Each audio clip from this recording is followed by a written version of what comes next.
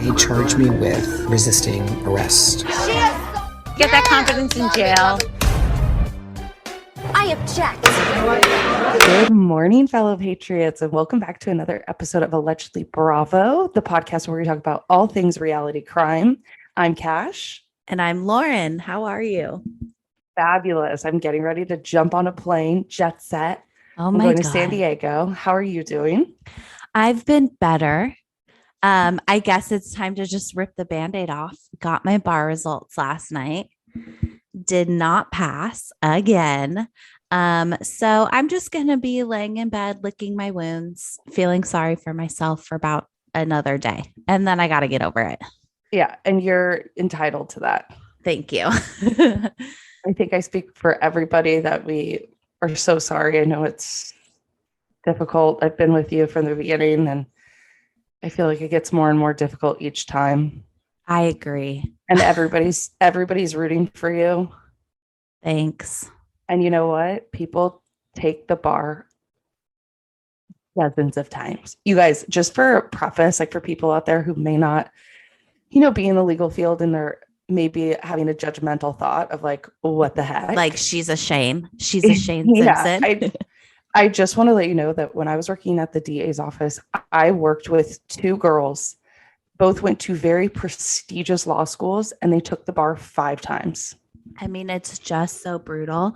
And they both really quickly they both are incredibly smart, intelligent, just like Lauren.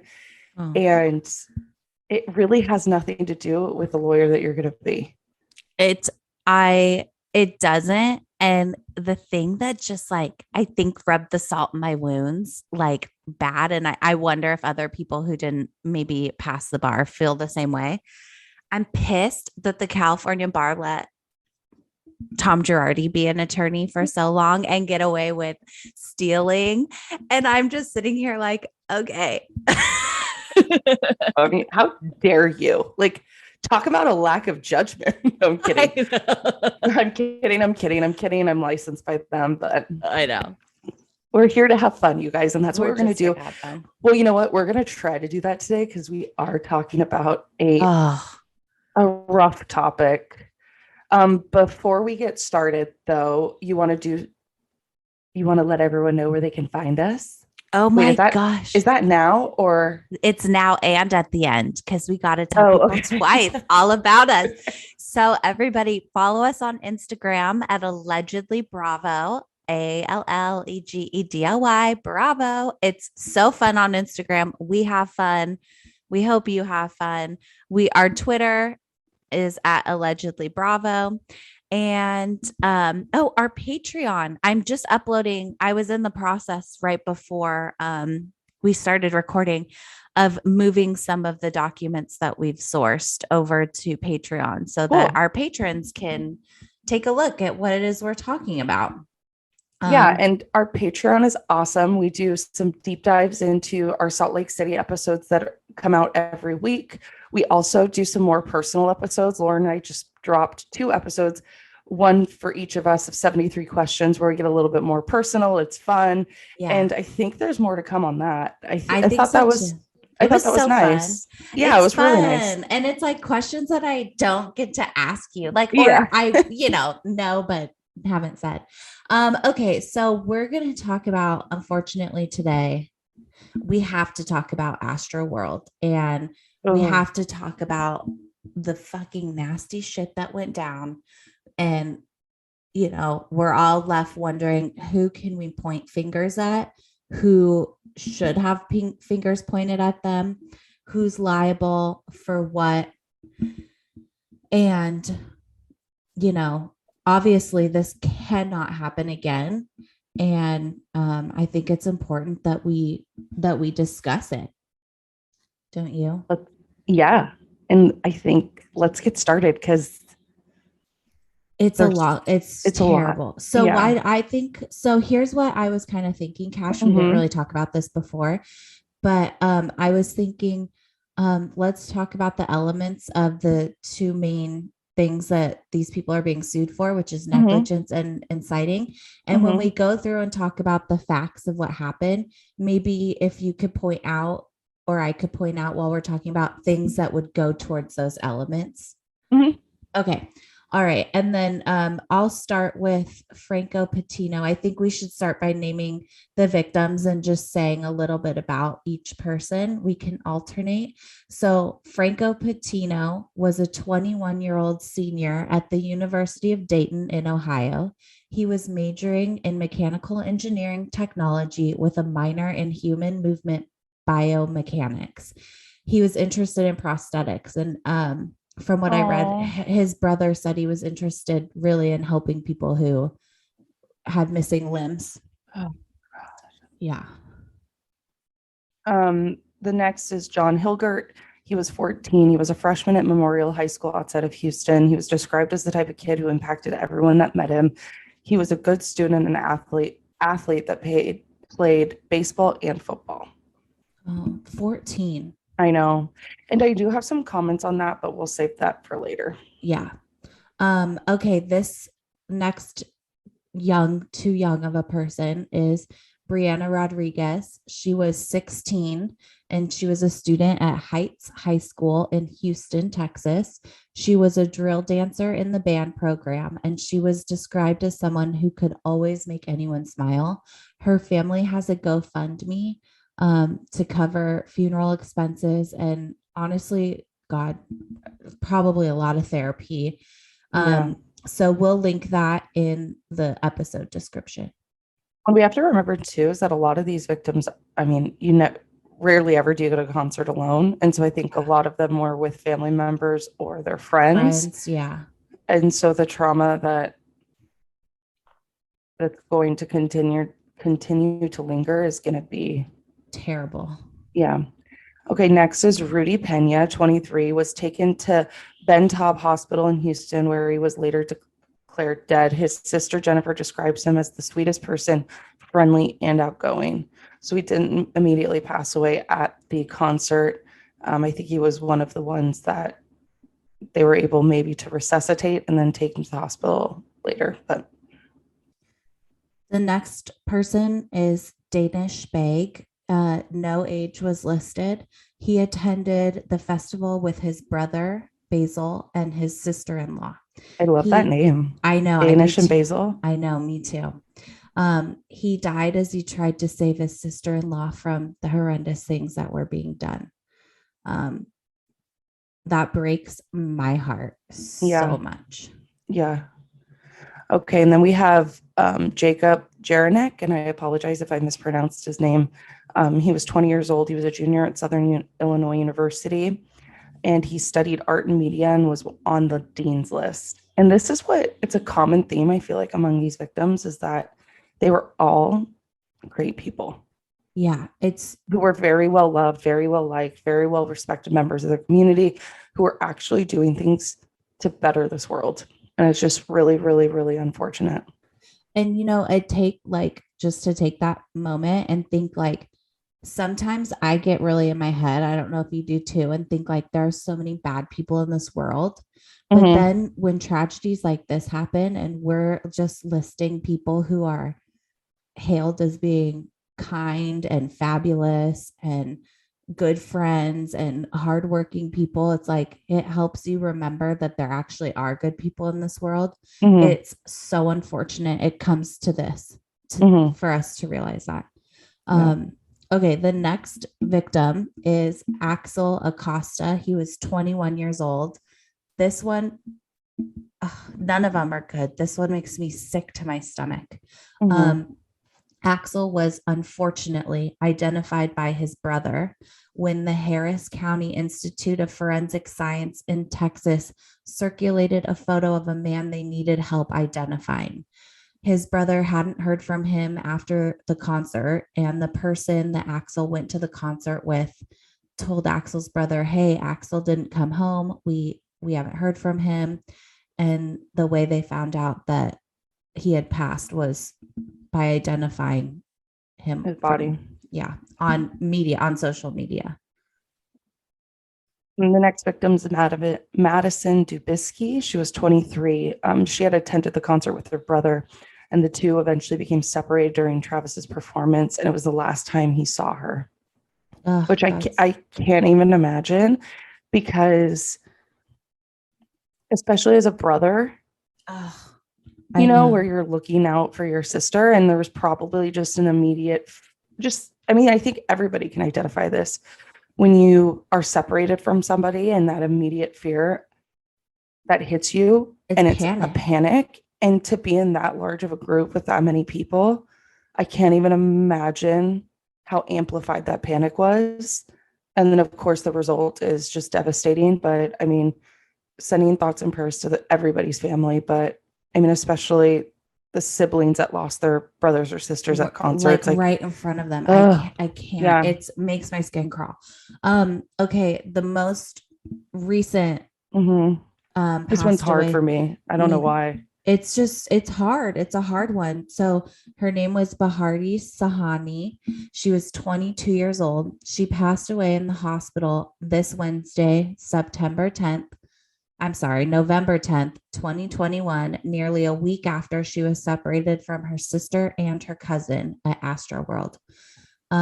She was identified as the young woman in the videos that are circulating around social media of the woman who fell off the gurney while being transported by medical workers. She ended up having several heart attacks and was attached to a ventilator in the ICU. And unfortunately, she's succumbed. Yeah, and I think her parents had to make the decision to take her off the ventilator. That's because horrible. She was brain dead. Yeah. And I have heard that this was her first concert. Oh my God. So, and the next victim is Ezra Blount. Is it Blount? Blount, I think. Blount. Yeah. The 9-year-old. He is currently still in medically induced coma after being trampled. So thoughts and prayers to his family. And we hope that he makes a recovery.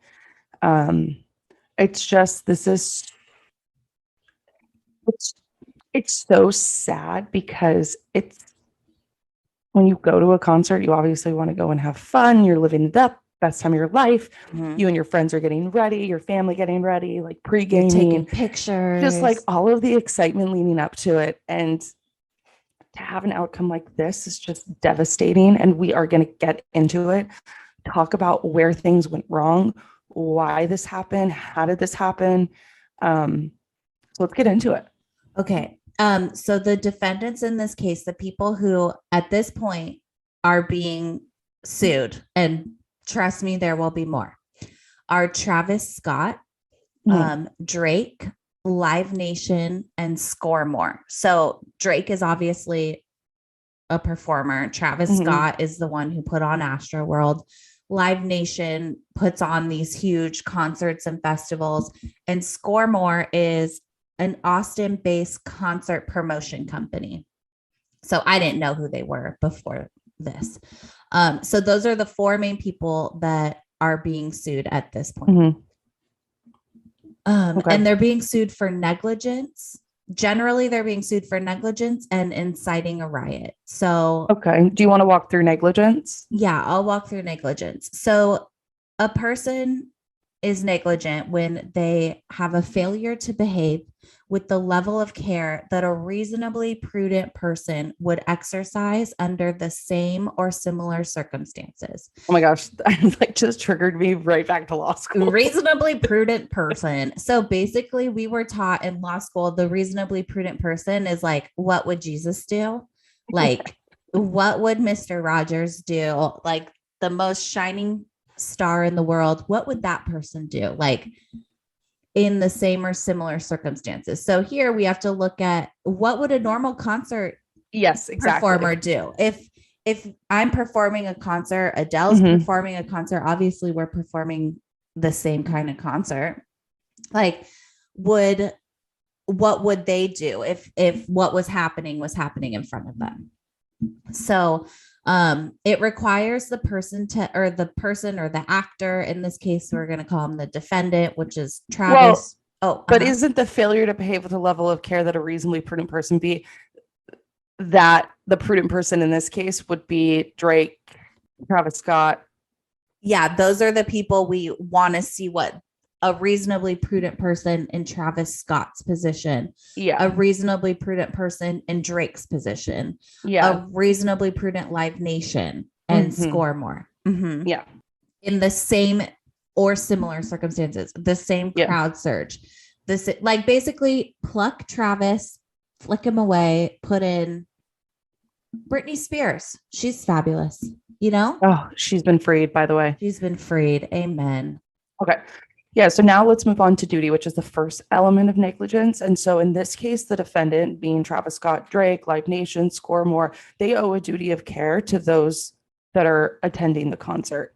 That means that they have to act reasonably to set up safety precautions to ensure, you know, the people that are present during the concert, there's no dangers. There's nothing that's going to put somebody's life at risk, right? That's just a good general, I guess, example. So people that owe a duty are defendants that engage in the creation of the risk that caused the harm. So Travis Scott engaged in the creation of the crowd surge that resulted in the injury of the people. That's where a duty is owed because someone incited a risk. Or where a defendant volunteered to protect a plaintiff from harm and then failed to do it. Like if I volunteered to, let me go get Cash out of the water, she's drowning. If I volunteer to do that, I need to finish through. In some states, this is just generally. Or if the defendant, in this case, Travis Scott, knows or should have known, that's important, known or should have known that their conduct would cause a harm or in this case, and a death. And also certain business people in business relationships, like a hotel keeper and a hotel patron, a concert venue and a concert guest. Like, yeah, there has to be a relationship. Exactly. So there has to be a relationship between the defendant and the plaintiff. So in this case, the relationship that's been built is Travis Scott and the concert goers. Yes. And so it's requiring Travis Scott, Live Nation, all the defendants to act in a certain manner with a certain level of care toward the plaintiffs in this situation, which are the concert goers. Yeah. And that would be back to that standard of what a reasonable, prudent person would do, how that duty would, Right. What would that reasonably prudent performer, concert putter honor do?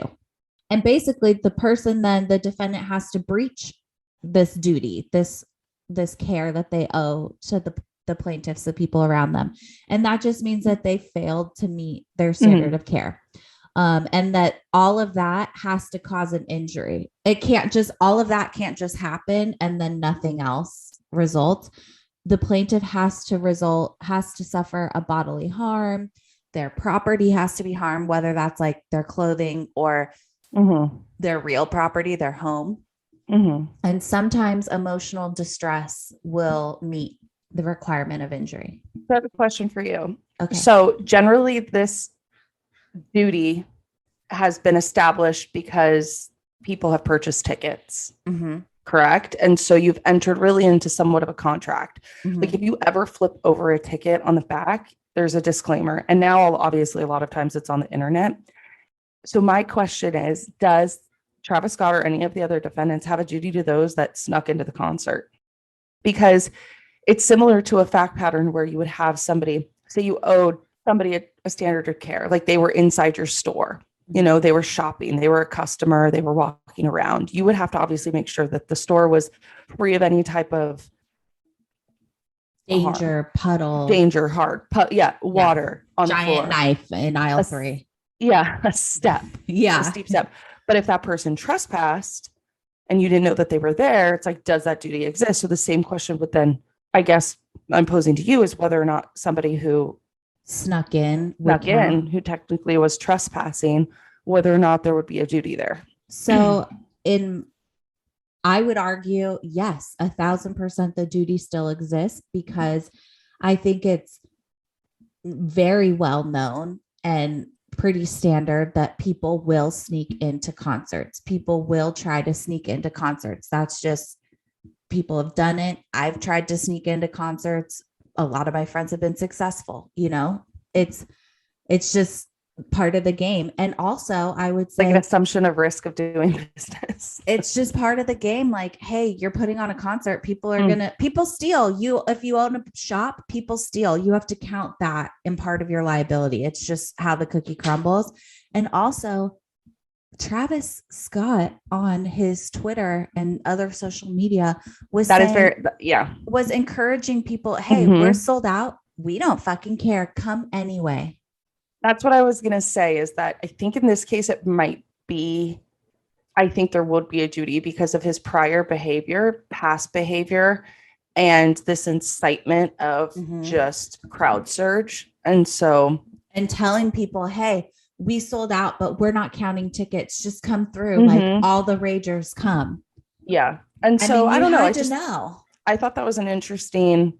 It is interesting. It's interesting to think about, and it will be interesting to see if that issue arises. But yeah, anyway.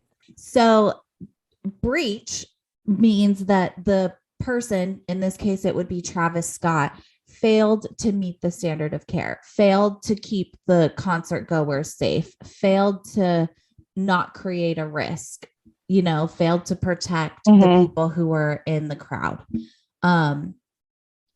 And all of that causes an injury to the plaintiff. And that's a bodily harm, a scratch, a missing limb, a rip of a shirt, even emotional distress. Yeah. And I think there's something that we also need to talk about is causation, because that's a huge element of negligence. And also we need to remember that each of these elements that we're going through are oftentimes have to be determined by a trier of fact, that being the jury. Yeah. I would assume this is going to settle out of court because I hope not. Because of them. I hope so, because it's going to help. I think it will alleviate some stress for the families, because to litigate a case and draw it out, there's depositions. It goes on for years and years. I just am so mad. I want him to be punished. Well, we'll get into that. But I think there's civil and there may be criminal charges, because the Houston police chief came out and said that they've opened a criminal investigation. The homicide unit is looking into it, as well as their narcotics. But just briefly about causation. So you have to have a causal link, right? Okay, so proximate cause relates to the scope of defendant's responsibility in a negligence case. So a defendant in a negligence case is only responsible for those harms that the defendant could have foreseen through his or her actions.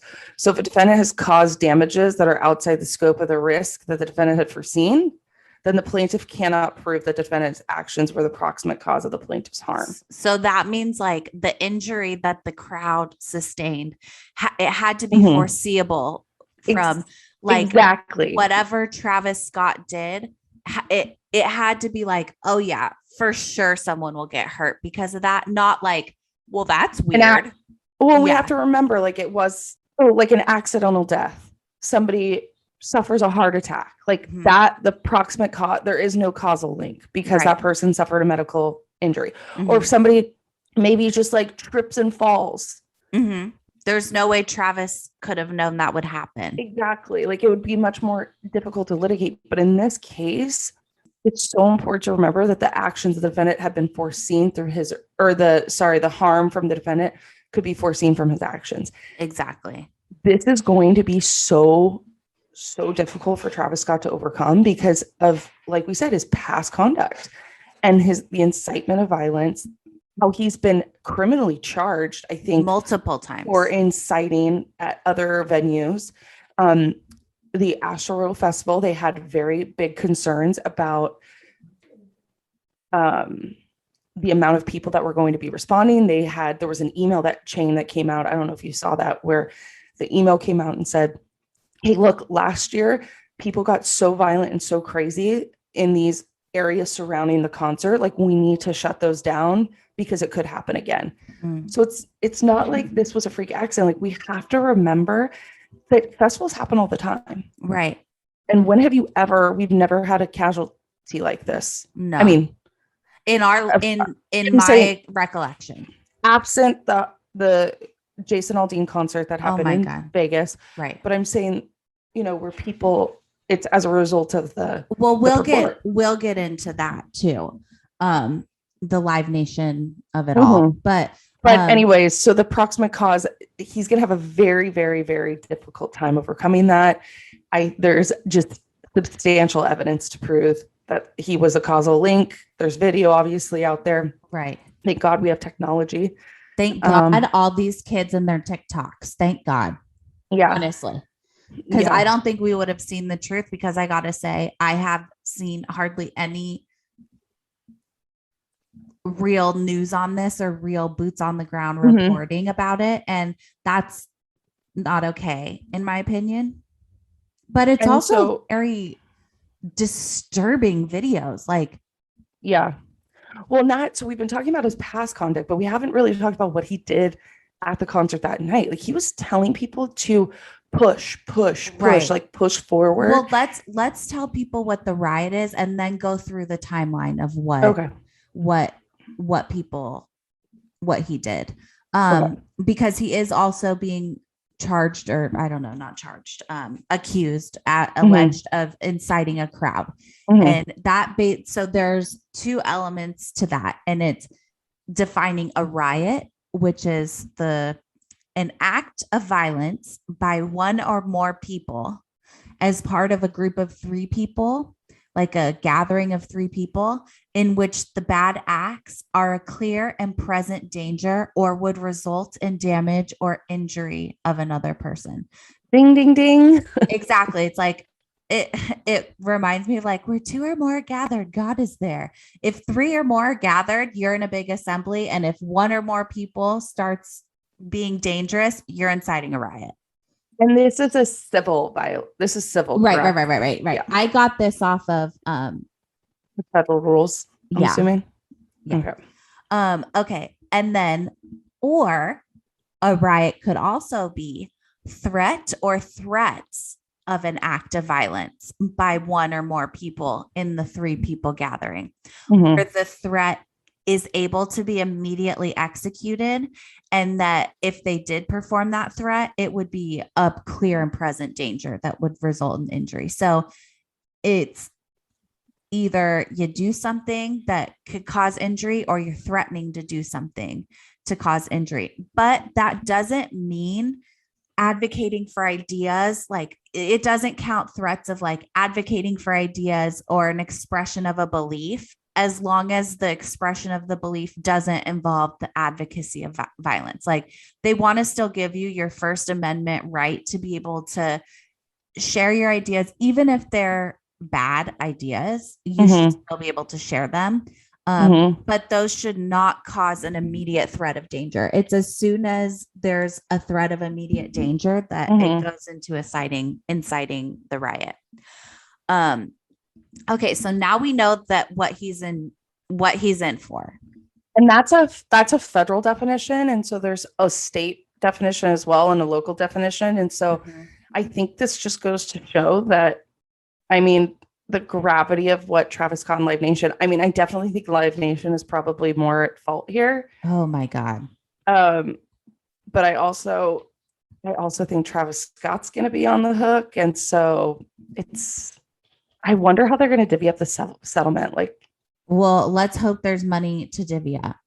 Well, I mean, the insurance policy was not that much. Okay. So out of pocket. Right. Exactly. It's like you're married to a billionaire, will reach. Okay. So the timeline of events at 3:30 in the morning. So I guess this would be Friday morning, 3:30 a.m. All the fans start lining up, getting ready to go to Astroworld. And the line is over 1,000 people long, and they've been there since 3:30 in the morning. Oh, it doesn't even sound fun. I know. It reminds me of the Rose Parade. Have you ever been to the Rose Parade? Oh my gosh. We went to the Rose Parade a couple times, and you like literally bring your sleeping bag and lean up against a 7-Eleven and wait for the roses to come through. You know, it's like an all-night experience. It's not that fun.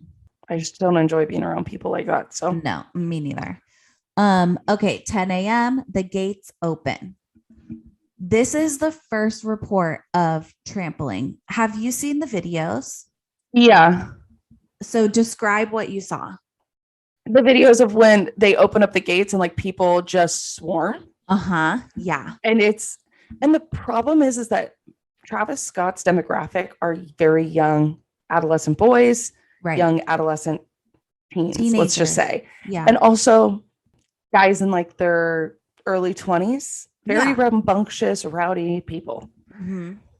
And so I think with even out Travis Scott's personality on stage, I still think something like this would have happened, but not obvious in terms of this early trampling. Because I mean, you even see it like when Kylie Jenner does makeup drops and like the Skims Fendi drop that happened. Like people are so intense and way too aggressive, and it's like it's concerning to me that people are so obsessed. But it is very concerning. You have to realize like the demographic of people that are being present, like there have to be extra security precautions because like I'm sure there's a lengthy history of reports of people pushing down gates, trampling, trying to get in, because that's his whole shtick. Like he loves people, like the mosh pit, like that is his the chaos. Yeah, like he really brings this he blends the mosh pit from rock into hip hop, and now too with kids doing drugs, it's just like, and drugs being readily accessible, that scares me as well. But I think that should have been an alarm to security that like shit's popping off, and it's only 10 o'clock. We've got 12 hours to go before Travis Scott takes, or whatever time, right. At least 10 to 12 hours before Travis takes the stage, and people are knocking the barricades down and running over each other. People are knocking the barricades down, running after each other, or running over each other. And then think about it. You're like people that are running, bum rushing it to the stage. Like you're standing there for 10 to 12 hours, just waiting for the concert. And I don't know about you, but like if I stand with my knees locked for a little too long, like I will get fainty. 1,000%. Danielle Staub's daughter, who was the model when she was standing and she fainted. Stop. That's like so upsetting. Like that's what I would be like. So I can't even imagine how dehydrated these kids were. Like exactly. That's the conditions leading up to the concert actually starting couldn't have been great. No. And it's like you're desperate. It's like, okay, you've been waiting in line since 3 o'clock in the morning. So you've already been there for 7 hours. 10 o'clock, the gates open. You're running. And all you want to do, it's like, if I waited for 7 hours, like I will be at the front. Exactly. I mean, if you've been there since 3:30 in the morning, no wonder people were pushing each other down. And, of course, because people were bum rushing and just like knocking people over, literally trampling on them, stepping on them, it was described as a free for all. The security wasn't checking bags. No, there's no security. Exactly. And at that point, it's just like the riots that we saw. I don't want to make this political anyway, but the riots that we saw in 2020 post George Floyd, where you see a large group of people and then law enforcement having to take a step back, they outnumber the law enforcement. And so it's like security and law enforcement in this situation clearly outnumbered. It's like they truly can't do anything. It's right. And I think it has to do with the fact that they were severely understaffed. Security even said, we are severely understaffed. The people who were security, there are people who have done interviews saying, I got the job on Wednesday. I got trained, thrown into the gig on Friday, and I don't know what's going on. These are kids. They're getting paid literally the pay. It had somebody posted the link to where they applied for the job of the security company. And they were paying $10 to $13 an hour for these people. I'm sorry, that's not security. You're just hiring. Honestly, they're extras at that point. The thing is I think that there should be levels of security, and like it's fine to have the person that's making $15 an hour just there to have eyes on the crowd, right? And have radios that work. But then you also need some type of like command center, I think. 1,000%. I've never been to an event where, okay, sure. I've been to events where you got the yellow shirt security, and really those people are just like, those are your minimum wagers. Says Exactly. Okay, fine. Those workers, they shouldn't have to even be subjected to the shit that these people were subjected to. They're not capable. It's okay. So anyway, the day goes on. The merch booth is completely raided. Yeah, completely. And people are just fucking punching each other. It's chaos. It's chaos. The New York Times obtained a medical plan because the concert has to put forth a medical plan, like, you know, for catastrophes, because any catastrophes happen, any major event. So the medical provider of this concert that had 50,000 people that bought tickets, that doesn't count the people who just came, right? So at minimum 50,000 people, there were 2 doctors, 6 nurses, 2 paramedics, and 9 EMTs. To play devil's advocate, in a situation where you would not have a crowd surge, just like any other festival, any other football game, this would be a sufficient amount of people to be present. Think about it. 50,000 people, they attend a football game. That's like an average college football stadium or pro football stadium. Right. But in this case, we know that people literally get paralyzed at his concerts. Yeah. I don't think Travis Scott should be able I don't think Travis Scott's going to be able to perform for quite some time as a result of this. And I think there has to be a fundamental shift in the way that he operates. And me too. But I do think if you know that this is the kind of concert it should never have been put on. That's the problem. It should never have been put on. The fact that it was, and that they knew that that this artist thrives off chaos and encourages it. I don't think 2 paramedics and 9 EMTs are enough. Regardless of whether it's a football game or a concert, I guarantee you there's more than 3 ambulances at a football game just for the players. I've seen more than 3. Think about, 1 player gets down, that's 2 EM, that's 1 paramedic. 1 person passes out, that's another paramedic. 1 kid skins their knee, that's another paramedic. I mean, they have to be so many places. I don't think a paramedic's going to help a kid that skinned his knee, but I think that events to me, severely large scale like this happen all of the time. I don't think it's the volume of people there. It's the person that was performing, and it was the person that was stoking the fire. I do not like Travis Scott. I do not like, after seeing, I enjoyed his music before, but after seeing the way he's performed in the past and then seeing this, like, I truly don't think I personally, it seemed like he did not care when he was performing on stage. And I don't know if he's I want to know, I guess, the level of impact this has had on him. Because I think if he cared about his fans, he would have taken better safety precautions, like you said, because he knows that shit like this happens. But I just don't think it crosses his mind. And I don't think it crosses whoever his team is, which is sad. It's terrible. Okay, so it's 8:15 p.m. Travis Scott has not performed yet. There's already been crowd surge, and the medical staff already reports that it's overwhelmed per venue medic. So 8:15 p.m. the performance hasn't even started yet, and just like they thought, this is underwhelmingly understaffed. Now it's almost 9 p.m. Okay, the countdown timer starts. It's a 30-minute countdown clock where it counts down Travis's set from like 8:30 to 9 o'clock, right? And people were complaining or discussing that the sounds that played during this countdown timer were like weird auditory mindfuck noises that like made them feel weird. Yeah. I'm going to say that's from TikTok. Okay. I wasn't there. Whatever people Molly felt is what people felt. Probably. Yeah. I'm like, never done it, but I'm sure Molly does that too. And also, like, I'm not talking shit on people who do drugs at concerts. Like, whatever, do your thing. As long as you're safe, you're not being a crazy person, and you're not doing something like dangerous. You know what I mean?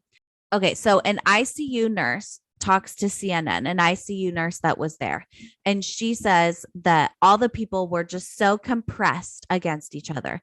The crowd pushes forward And one woman describes her experience during that time. This is still before Travis has even taken the stage. The crowd pushes forward, it surges. This woman passes out, and she recalls having her body lifted up and crowd surfed away. I saw so many videos of that happening to people. Can you imagine coming to and you're just floating on top of a bunch of people? I would be like, I mean, it's probably better than being at the ground where their feet are. Yeah. Okay, so by this time, the Houston fire chief knows what's going on, knows about the crowd surge, says it's coming from the sides and not really from the front and back. They expected surges from the front and back, but not necessarily the sides. I don't understand how you don't expect surges from the sides when the concert stage is basically across. It's like, why would people not go at all angles? Whatever. Okay, 9:00 p.m. the crowd surges as Travis Scott starts his set. People start passing out during the first song. Again, though, like we said, probably been standing there for 7 hours. Oh, hours. And I don't know the weather in Texas, but I'm sure it's not that cool. 9:14 p.m., 15 minutes into the set, there's videos that are very graphic, and I won't show them, of people's bodies being pulled out of the crowd by security while Travis Scott is literally performing on the stage. Yeah, I've seen. It's horrible. There's a video. It's taken from looking at the stage. The man in front of the video person is his basically lifeless body is being pulled out of the crowd by 6 grown, heavy men. And Travis is just singing. That's bone chilling. That is bone chilling. 9:30 p.m. Reports of people hurt. Houston Fire sends extra help. Houston police says at 9:30 that they told the show's producers that people were going down in the crowd. Okay, so 9:30 p.m. the police themselves say that the producers are on notice that the crowd is going down. Ding, ding, ding. This is when the ambulance, exactly, known or should have known. That's your duty right there. Dangerous was taking place. Yeah. An ambulance makes its way through the crowd. And that's what you were talking about, where Travis stops. He does stop the concert at this point. What is that? Stops the concert. Oh, there's an ambulance. You can see in Kylie's now deleted, obviously, Instagram story, a video of the ambulance trying to get through the crowd. But of course, she deletes it. And he just is like, oh, there's an ambulance. Okay, let the ambulance through. Did you see the video of the people that were on top of the ambulance dancing? Oh my gosh. Those people jumping on the medic cart that was trying to get through. And that's exactly what you were talking about with the demographic of fans are just inherently rowdy. It's what Travis wants. He literally wants people to rage and just be unnecessarily and I think anarchic. too, like when you're in that mindset of raging at a concert, the last thing you're in your mind is, I guess, thinking about other people. And of course, this is just speculation, but you're looking to have a good time. And so if you see somebody passed out, it's like, that's not my problem. Unfortunately, like that's how some people think. And, to be jumping up on top of an ambulance, rapping to the music. I'm sorry. That is despicable, disgusting. And that person needs to be in big ass trouble. I hope they get in trouble, but I at least hope they've seen that video of themselves and they think long and hard about the choices and decisions they've made in their life, because it's appalling. Could you imagine seeing a video of your son coming out, or your daughter dancing on top of an ambulance? I would be absolutely not. That was trying to get to someone. I would disown them immediately. They'd be up for adoption. Okay. So at 9:38 p.m., a mass casualty event is declared. That's insane. Okay. 9:38. The police said that they spoke to Live Nation, and it was agreed between the police and Live Nation that the show would stop. This is at 9:38 p.m. But did it stop?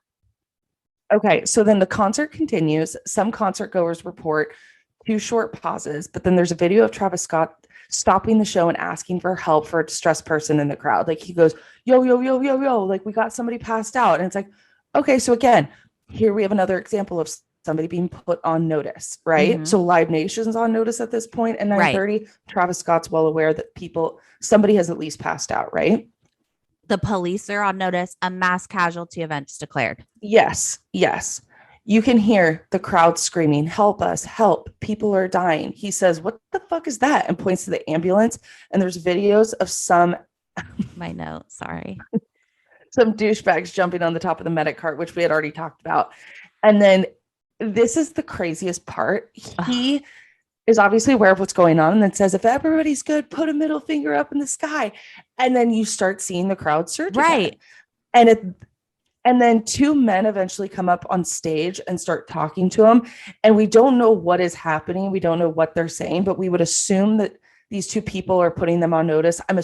The cops have probably come up to his management and said, we got to shut this down. Well, right. Because at 9:38, they said, we got to wrap it up. We're done.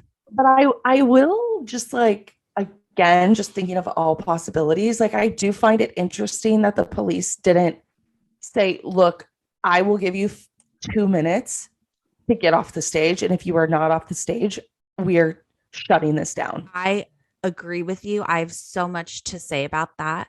Yeah. I don't understand how I would have just fucking unplugged this bitch. Like find the one extension cord. We are done.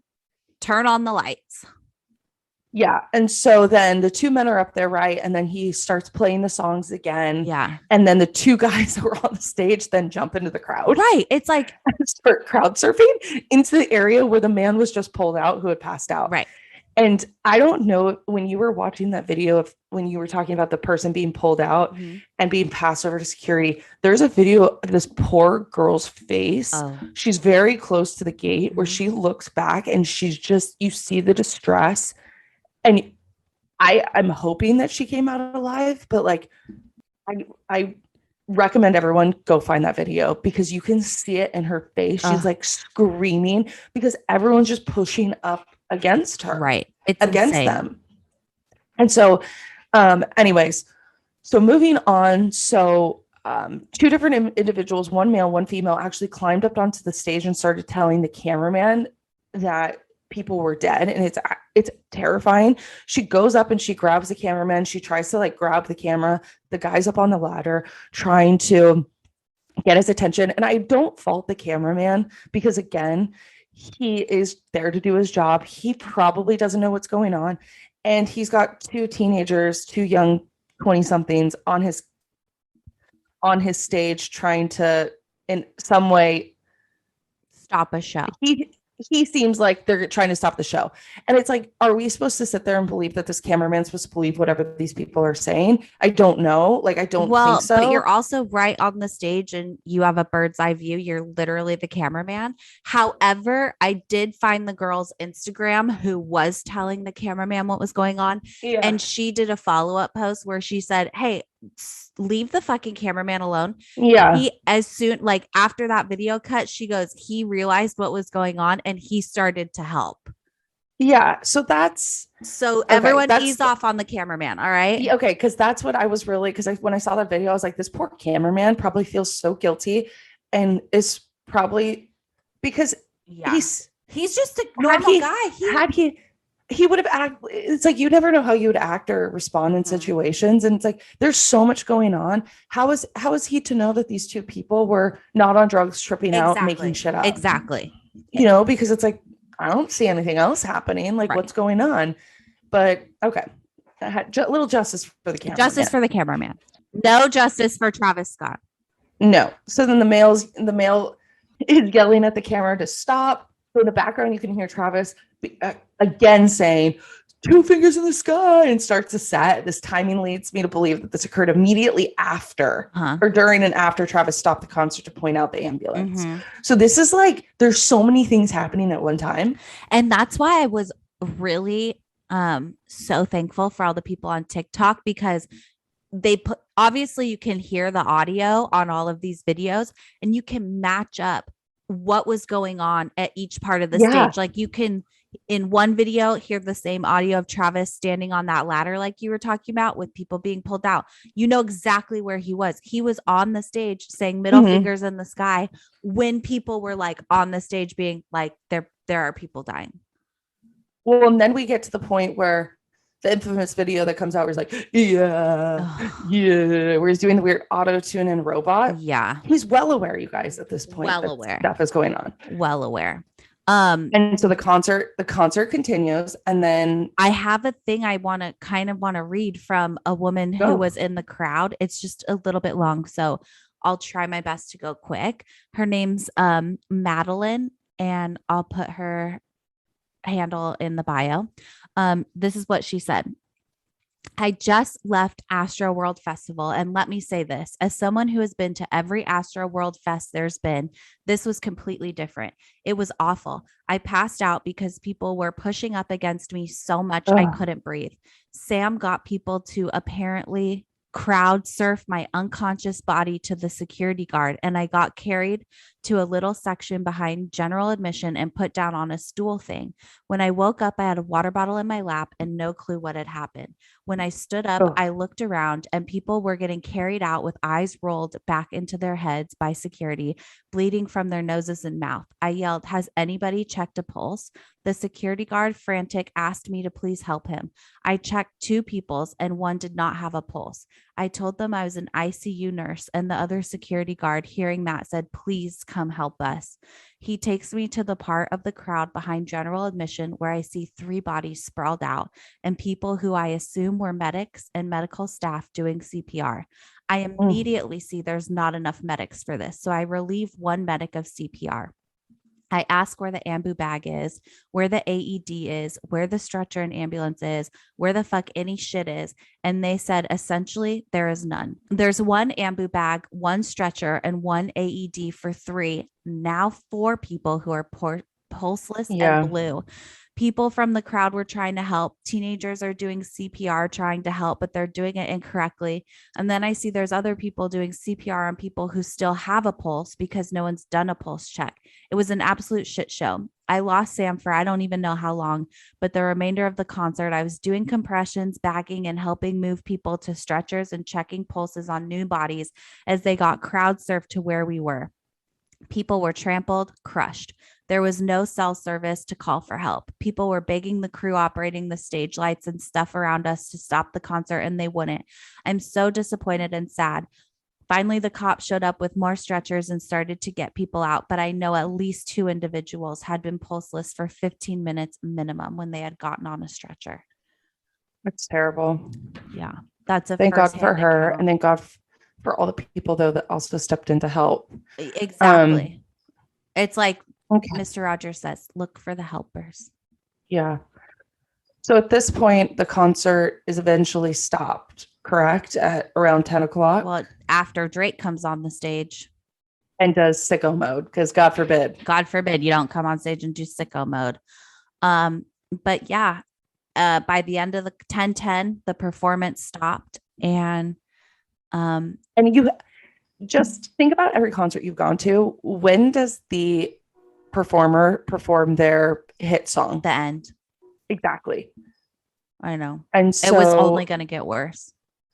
There's no way. People are saying that he cut the concert short. I don't think he did. Well, and here's the thing. Whether or not he cut the concert short, have no fear. Travis Scott and Drake were at Dave & Buster's having a good old time after the concert.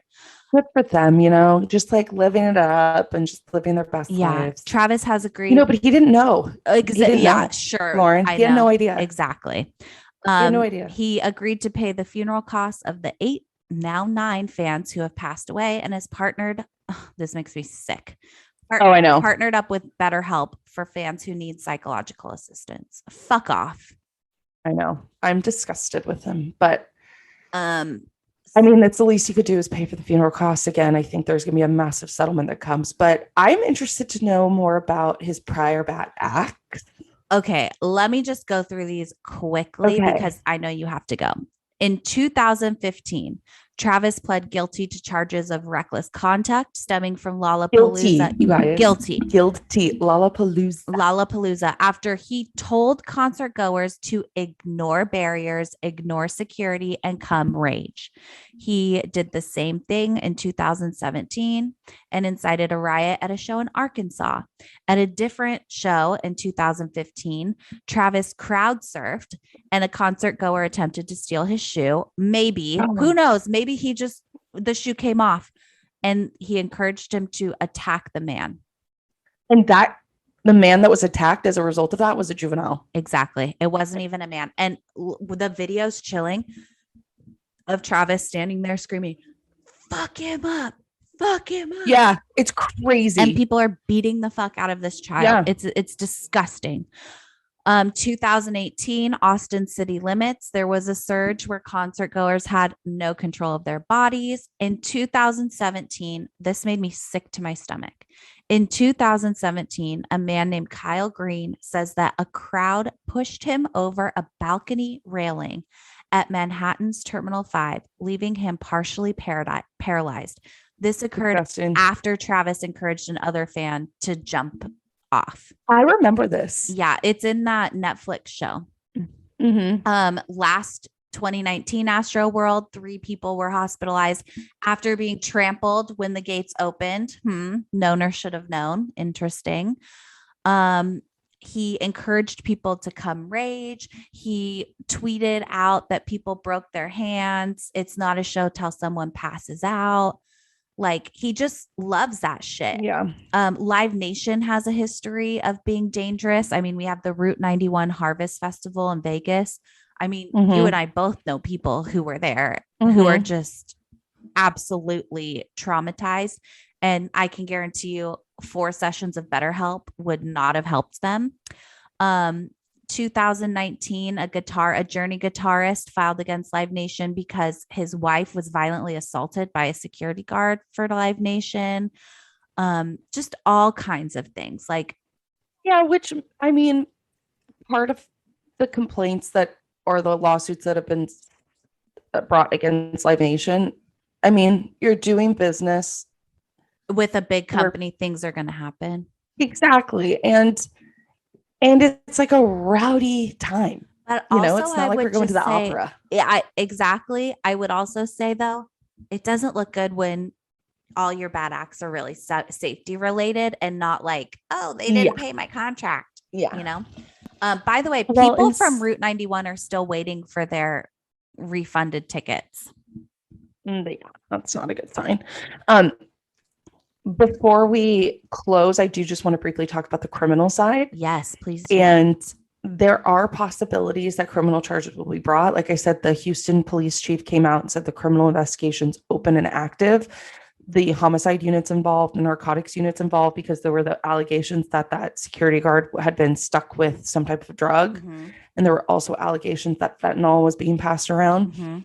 And so I don't doubt that maybe a manslaughter charge may be brought, because again, it has to arise to this level of recklessness.